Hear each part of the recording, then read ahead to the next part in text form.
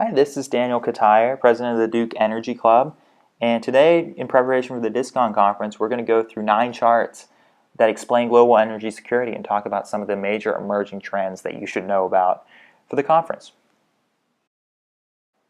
First, we're going to look at an overview of energy consumption patterns worldwide and how those are expected to change and what that means for different countries in the conference. Then we'll look at oil and gas trends. Oil and gas is a really hot issue right now with unconventional oil and gas production in the U.S. and the fall of oil prices worldwide and what that means for both producers and consumers. And finally, we'll look at some emerging issues that we haven't seen in the past, things like cyber warfare, climate change, and the effects that those could have on the teams participating. This first chart gives us a good feel for who the major players in energy are and how consumption is expected to change over the next 25 to 30 years. So I'd say there are 3 main takeaways here. Number one, China and US are the dominant consumers of energy globally. They make up about 40%, and that number, while it will decline, while they may make up 25 to 30% in the future, they will continue to consume energy, and especially China. In 2011, China overtook US as the leader in global energy consumption, and that will absolutely continue. The second takeaway is that when we look at the OECD countries, we're looking at a lot of European countries, their consumption is expected to level off and in some projections expected to decline. That has implications for France and Germany in particular because they may be better able to deal with changes in demand and supply. And the third takeaway is that non-OECD countries, countries like Nigeria, Brazil, those countries are expected to also grow significantly in their energy consumption, and that makes them most vulnerable to these changes in energy. This second chart looks at global energy consumption and how it's expected to change over time by fuel type. The main takeaway here, I would say, is that natural gas, coal, and oil, the green, red, and blue sections there, are the predominant energy fuel types. I mean, you see renewables, you see nuclear up there, but the majority of this is fossil fuels, and that's not expected to change over time. And that means that the countries that have access to these resources can have the most power. The previous chart is not indicative of the consumption patterns of all countries. This is China, for example, where you see predominantly coal usage. You also see hydroelectric and oil in there. But the key takeaway from this is that since coal is their dominant resource, they are at risk for environmental problems. And this looks at Brazil's energy consumption. So as you can see here, a lot of dependence on hydroelectricity, a lot of dependence on oil and oil markets.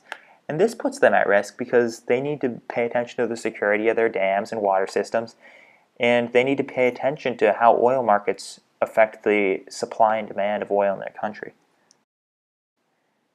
And then this is the United States. So you see a more symmetric breakdown here where you see natural gas, coal, petroleum. There's no fuel that really dominates. And what you're going to see over time is that natural gas becomes a bigger player. Petroleum is likely to decrease. And renewables are expected to grow.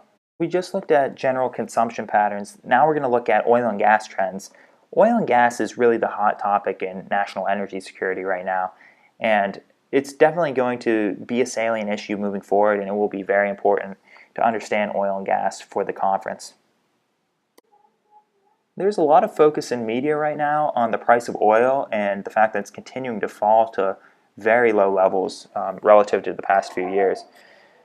So some of the reasons for this, one of the main reasons is U.S. unconventional oil production. Some of the things, hydraulic fracturing for shale oil in North Dakota specifically. We're just generating we have a surplus of supply in the market right now, and that is just pushing prices low and low. And this affects all of the countries on the right-hand corner very strongly because they are the major producers of oil, and they fund much of their government activities with oil revenue. So over on the right-hand side, we see the break-even price for these countries to balance their budgets through oil revenue. So for a country like Iran, they need to generate they need prices to be very high to generate enough revenue to fund their governments. Saudi Arabia is a little bit lower, but when you look at these countries, many of them are running deficits right now because the price of oil is just so low. This is a positive thing for many of the major consumers of oil. So when you're looking at a place like China or India in particular, they can generate even more energy for a lower price, and they can drive their economic growth even further, and they're not constrained by this price of energy. The United States kind of has a mixed effect here. So if you'll notice when you go to the gas station, the price of gas is the lowest it's been in a while. And that's great for American consumers, but it's really not good news for many of the oil and gas producers in the United States that are extracting these unconventional resources, because the economic feasibility of this extraction is dependent on the price of oil being high. So when the price gets to $80 or $90, it just doesn't make economic sense to go into dangerous places and spend a lot of money extracting unconventional oil. So this is a good map of where shale oil and gas resources are located globally. And it is important to note that the US does have plenty of resources, but we've been using them. And there have been countries that have really not even tapped into their abundant resources. Russia, many analysts believe, has much more shale oil than we have in the United States, and they have only done limited extraction so far. China, on the other hand, has some of the most abundant shale gas reserves. They have some more technical barriers in China than we have in the United States, but the fact that they have access to these resources, it does give them a competitive advantage moving forward. But it also opens them up to additional environmental risks. As we've learned in the United States, this is a complicated issue that does not come without environmental trade-offs. And this graph looks at countries with the largest oil reserves. So you'll see Venezuela ranked number 1, most proved oil reserves. Much of their oil is difficult to access, but it's there, and if it becomes technologically and economically feasible to extract it, they will certainly do that. Saudi Arabia, they have the second most proved oil reserves, and they have the most easily accessible oil, and that has allowed them, along with OPEC, to dominate the oil and gas market. And then Iran is another country that's on that chart that we see. Iran, because they are such a huge producer of oil, this has given them a lot of leverage against other countries, primarily the United States. Because Iran has access to significant oil resources, that has given them leverage over countries like the United States.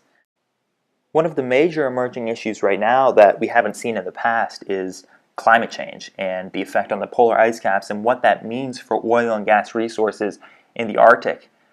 Right now, climate change is happening, and it's happening much more rapidly than we expected 10 or 20 years ago.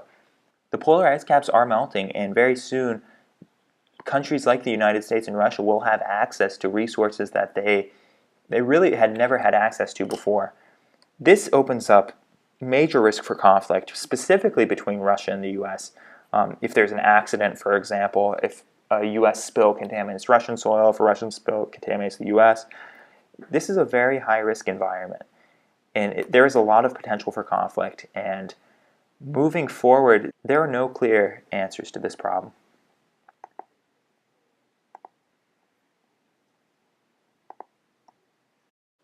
Now, looking at other emerging issues, so we talked about the falling price of oil and what that means for producers and consumers, unconventional oil and gas, and then finally climate change. But we also need to look at two other major issues that affect the teams in this DISCON conference. That's electricity access and the security of the electric grid. Now, this is an important map because this shows all of the people on the continent of Africa who do not have access to electricity, which, let's face it, you need electricity to solve many of the most basic problems in this world. In Nigeria, for example, 93 million people without electricity. That's pretty shocking. In India, which is not shown on this map, over 300 million people without access to electricity. This is going to be an issue moving forward that these countries are going to need to address. And India, for example, is going to have a hard time justifying economic progress when 25% of the people live on less than $1 a day and can't even turn on a light. Cyber warfare is another emerging issue that has really just emerged in the past several years. We saw the Stuxnet computer worm that was used to disable about 1/5 of Iran's nuclear capacity. And it's really scary because there are smart people out there who may have the potential to disrupt the electricity grids and to disrupt the water supply and to disrupt many of the automated things that we have in this world that billions of people depend on. These are the countries that are ranked to be the most capable of defending themselves against a cyber attack. So you see the countries closer to the top, the US, France, Germany. Then you see the countries that are closest to the bottom, Brazil, India. These countries are vulnerable. And we saw how effective Stuxnet was. This might only be the tip of the iceberg for how severe these cyber attacks can be. And this just opens up a whole new battlefield that has implications globally. These were the major emerging issues in energy that you should know about for the conference. So good luck this weekend. If you have any questions, send me an email at duke.u.energyclub@gmail.com. Good luck.